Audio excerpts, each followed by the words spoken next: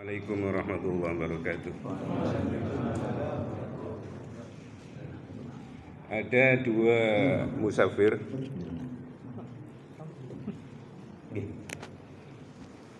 Yang satu untuk ibadah, yang satu untuk maksiat. Di tengah-tengah jalan mau sholat, tidak ada air.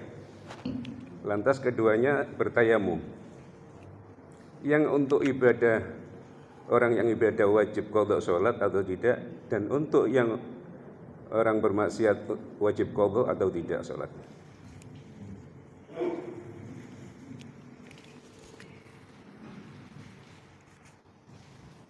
Pertanyaan yang disampaikan, jawabannya pun wallahu a'lam sebagai berikut. Ketika orang itu bepergian, tujuannya bepergian, maka di situ dia mendapatkan hukum rukhsah, namanya dispensasi.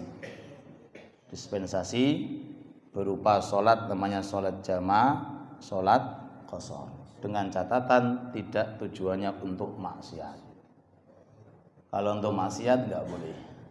Nah, ini syarat inti. Ada orang mau qashar dan ada orang mau jamaah. Ntar dulu bepergiannya tujuannya untuk apa?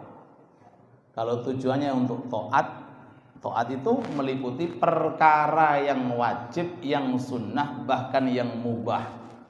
Boleh jamak, boleh qashar. Terus kemudian ketika seseorang itu berada dalam bepergian, nggak ada air, maka harus nopo? Tayamum. Karena alat untuk sesuci cuma dua. Nggih menika pakai air, nggih menika pakai napa? Pakai debu.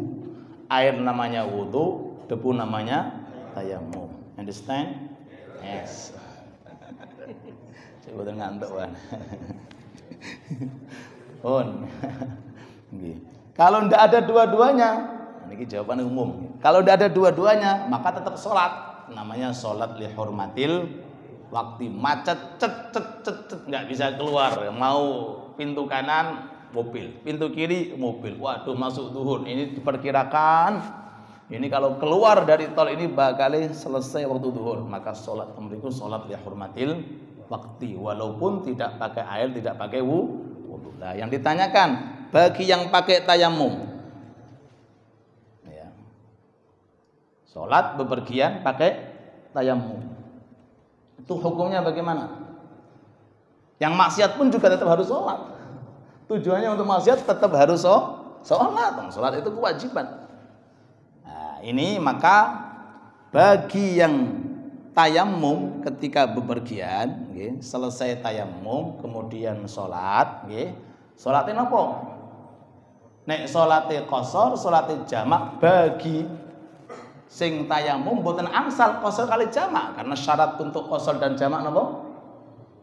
Harus dalam kondisi mboten maksiat. Kalau tujuannya dia untuk taat, lah ini kita bahas.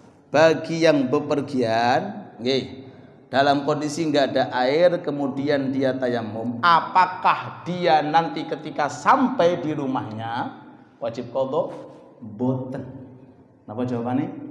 Boten. Kenapa? Karena dia bertayamum pada tempat yang tidak ada air kebiasaannya. Nggih menika di dalam bepergian. Nggih, di dalam bepergian loh niki. Niki contohnya zaman dahulu, Pak. Kalau zaman sekarang di mana-mana ada air. Rest area ada air, Pak. Ini keterangan zaman dulu di padang pasir. Tapi bagi orang seandainya di dalam perumahan, di rumah seandainya tek PDAM ngomong, nah, jangan sing ngomong lho mati. PDAM mati. Waduh, diperkirakan berapa? Sehari semalam. Waduh, gimana? Ya wajib pakai debu. Setelah selesai tayamum, sholat wajib qadha.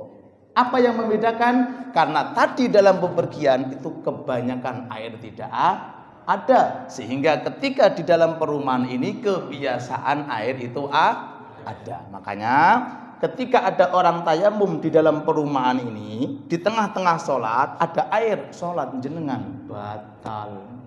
Kenapa kok batal? Ya percuma jenengan kompletkan, kita tetap ujung-ujungnya wajib nopo? Qadha.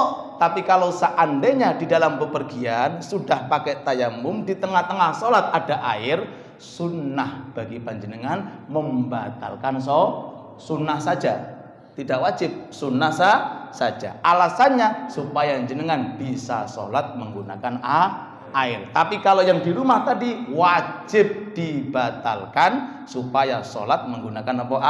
Air. Itu perbedaannya. Wallahu taala. Malih.